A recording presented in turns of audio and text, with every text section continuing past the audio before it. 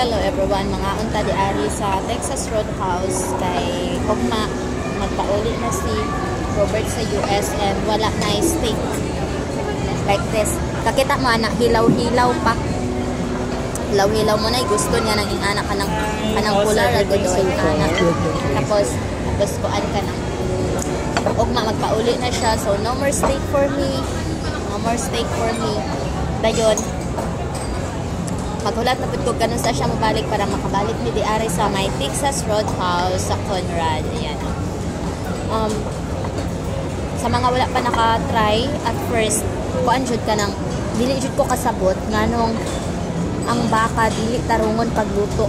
Katong una pa jud kay cold pa jud ang ilalom niya. Bugnaw pa ba ang ilalom? Ibabaw lang ang feeling na ko murag naluto tapos ilaw lang jud ang tunga.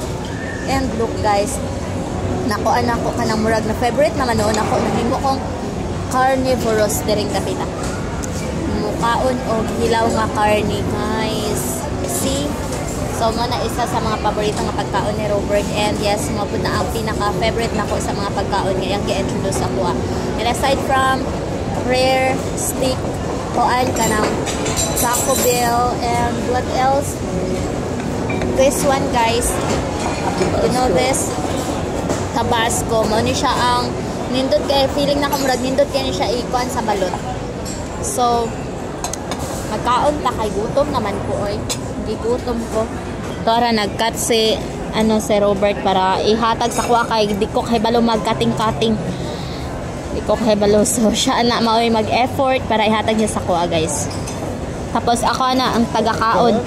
Taga-kaon ra ako ang role sa kalibutan, taga-kaon. So pahulay na sab ko aning ingon aning ang kinabuhi ugma kay mahitabo ani balik na pud ko sa utan kay mouli naman si Robert dito sa USA.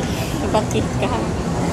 Balik naman siya sa USA tas maghulat na lang pud ko kana sana pud siya mo balik di ari. Nakadepende siya sa gidugayon sa pag-process sa mga papel nako and pag-process sa mga papel niya para makakuha siya og permanent resident visa. So for now magkaon na sa ko. Lami kaayo siya guys. Sa mga wala pa nakatry, try ninyo. Lami kayo siya, promise. So for today's video guys, dara lang sa tatanan kay kinahanglan pa namo mo balik sa hotel na dili madugay. Bye bye, God bless you all.